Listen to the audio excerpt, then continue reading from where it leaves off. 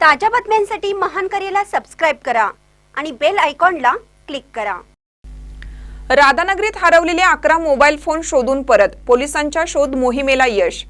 सन 2025 मध्ये हरवलेल्या mobile phone संदर्भातील तक्रारींच्या अनुषंगाने राधानगरी पोलीस ठाणे व सायबर पोलीस ठाणे यांच्या संयुक्त विद्यमाने राबवलेल्या शोध मोहिमेत 11 हरवलेले मोबाईल फोन शोधून काढण्यात आले।